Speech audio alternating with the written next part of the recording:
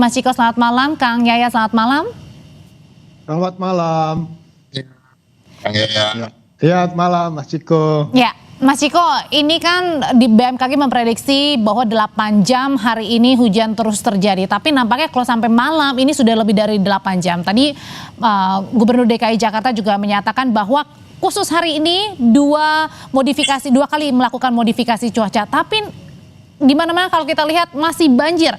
Kali ini hampir merata di semua Jakarta. Apakah kemudian modifikasi cuaca yang kali ini spesial dilakukan selama 2 kali dalam 1 hari dianggap kurang maksimal untuk mengantisipasi banjir, Mas Ciko? Jadi begini ya, terkait dengan modifikasi cuaca itu harus kita pahami dulu. Modifikasi cuaca itu dilakukan untuk menurunkan intensitas dari hujan yang turun. Jadi tidak serta-merta artinya kalau modifikasi cuaca dilakukan dan berhasil artinya cuaca kemudian hujan serta-merta berhenti, cuaca begitu cerah dan matahari menyinari kita semua. Tidak begitu, tetapi menurunkan intensitasnya. Artinya kalau kita lihat fenomena hujannya pada hari ini, hujan itu deras, kemudian berhenti, kemudian rintik-rintik, kemudian berhenti, kemudian deras lagi. Itu adalah hasil dari modifikasi cuaca tersebut.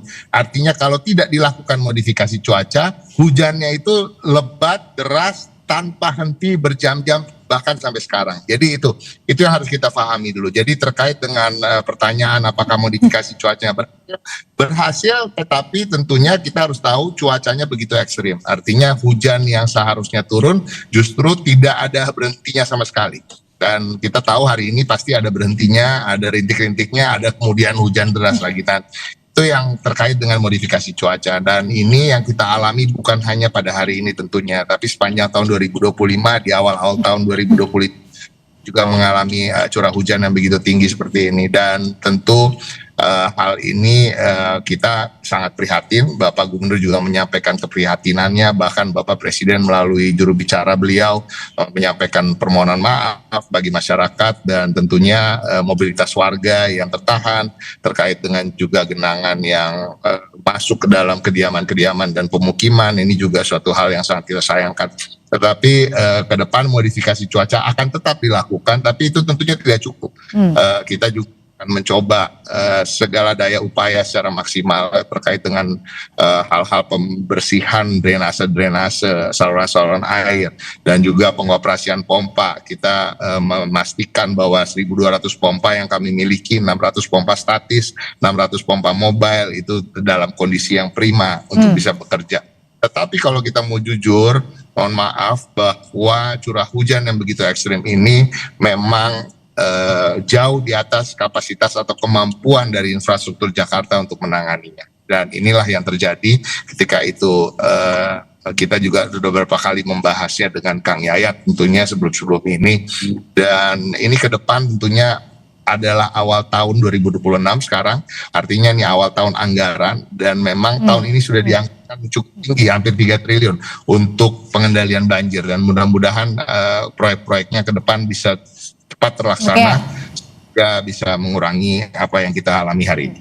Kang Yayat, tadi kalau dikatakan Mas Ciko, modifikasi cuaca khusus hari ini bahkan dilakukan sudah 2 kali dalam 1 harinya. Mesin-mesin pompa juga terus disiagakan. Yang menjadi pertanyaan sebenarnya kalau tadi dibilang di luar dari kapasitas karena memang hujan terus menerus terjadi begitu ya.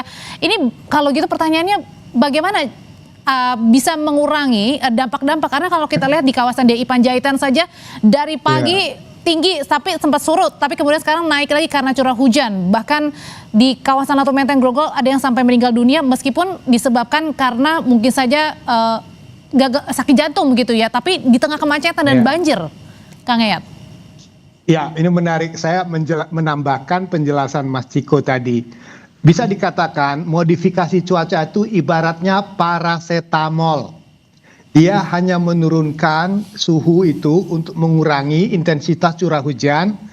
Menurut BMKG itu berkirakan turun 20-30%. Jadi dia tidak menghilangkan hujan, tapi mengurangi potensi curah hujan yang tinggi. Jadi bisa dikatakan bahwa modifikasi cuaca membantu untuk mengurangi intensitas curah hujan ekstrim menjadi sangat lebat, atau sangat lebat menjadi lebat, dari lebat menjadi ringan. Nah, jadi sebetulnya ini sebetulnya untuk membantu mengurangi tingkat risiko bencana yang besar.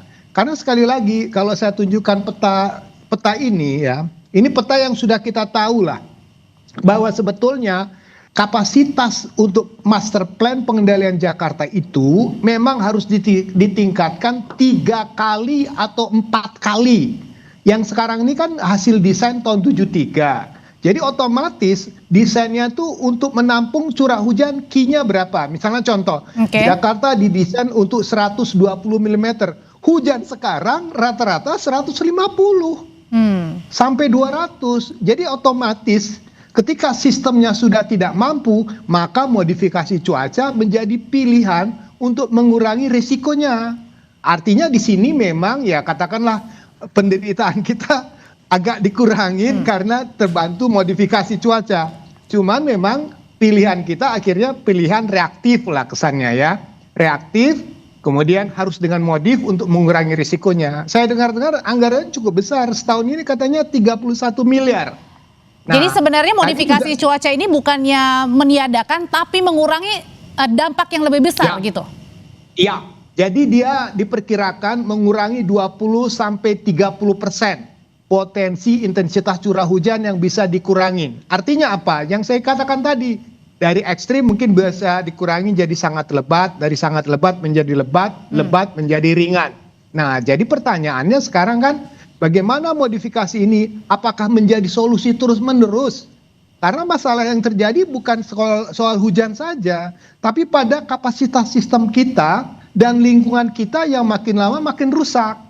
Jadi suatu saat Jakarta itu ketika tidak mampu menyelesaikan masalah penanganan infrastruktur banjirnya, maka modifikasi cuaca satu-satunya pilihan untuk mengurangi risiko potensi banjir semakin besar. Gitu. Oke, itu pilihan yang secepat mungkin gitu ya, Kang Yayat ya. Nah, Mas Ciko, ini kan di gambar ini kawasan DI Panjaitan Jakarta Timur yang tadi pagi sempat menyentuh ketinggiannya 70 cm, sempat turun. Sore hari sempat naik lagi. Kalau sekarang sih kalau kita lihat memang sudah mesin-mesin sudah berjalan ya, karena kalau kita lihat ini sudah semakin banyak para pengendara yang bisa melintas. Kalau tadi sangat sulit sekali, hanya di sisi sebelah kanan saja paling maksimal begitu ya para pengendara bisa melintasi kawasan jalur Transjakarta karena itu lebih tinggi gitu Mas Ciko. Pertanyaannya apakah ini kemudian juga menjadi evaluasi bahwa mesin-mesin untuk penyedot air ini seharusnya lebih bekerja maksimal sehingga cepat terurai atau berkurang air banjirnya? Jadi terkait dengan mesin tadi yang disampaikan, mesin itu tidak bisa bekerja 24 jam. Mesin itu harus ada istirahatnya, karena dia ada ausnya, ada panasnya, dan lain-lain. Nah ini yang harus kita pahami juga. Jadi jumlah total dari mesin yang air tadi terkait dengan pompa-pompa air itu semuanya dimaksimalkan bekerja. Tetapi kembali lagi memang apakah kemungkinan ke depan harus ditambah, bisa jadi itu menjadi salah satu solusi yang ke depan. Jadi yang harus kita ingat bahwa ini adalah tahun anggaran baru, dan tahun anggaran baru itu artinya anggarannya pun belum turun, dan artinya juga proyeknya juga harus dimulai.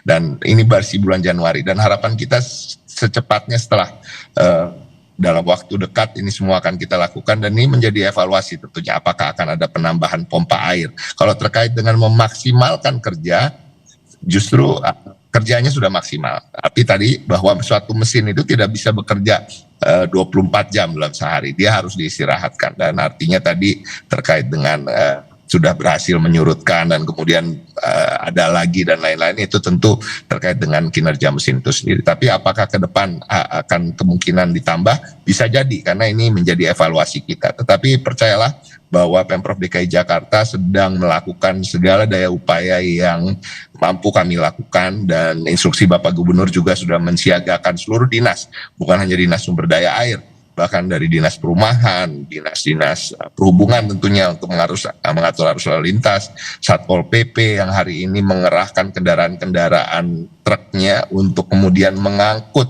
masyarakat pulang kerja, pulang sekolah, dan lain-lain yang tidak bisa melakukan mobilitasnya sendiri karena kendaraannya tentu tidak bisa melalui genangan yang tinggi.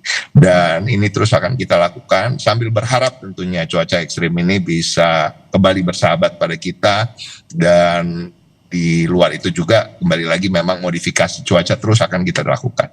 Tadi Kak Nia telah menjelaskan bahwa menurunkan intensitas sampai 20-30%, artinya bayangkan hari ini tanpa modifikasi cuaca sama sekali, dampaknya akan lebih berat lagi. Tapi memang solusi jangka pendek ini nggak cukup. Ada solusi jangka menengah, jangka panjang. Artinya pengerukan harus lebih masif lagi dan akan lebih masif kita lakukan. Dan masih banyak lagi seperti normalisasi dan giant sea wall yang akan dimulai proyeknya pada bulan September 2026 ini. Dan mudah-mudahan ini bisa terlaksana dan ke depan Jakarta bisa bebas atau bisa minimal dalam mengalami dampak hujan deras. Tapi kalau misalnya terus-menerus terjadi hujan di kawasan atau di wilayah Jakarta dan sekitarnya, pertanyaan selanjutnya, kalau tadi Kang Yayat juga bilang daya tampungnya sudah maksimal banget nih. Kalau gitu pertanyaan selanjutnya, apakah warga Jakarta mau tidak mau ya harus menerima kalau misalnya banjir terjadi di hampir seluruh wilayah Jakarta akibat hujan terus-menerus terjadi? Usai jadi Bapak-bapak tetap bersama kami di Sapa Indonesia Malam.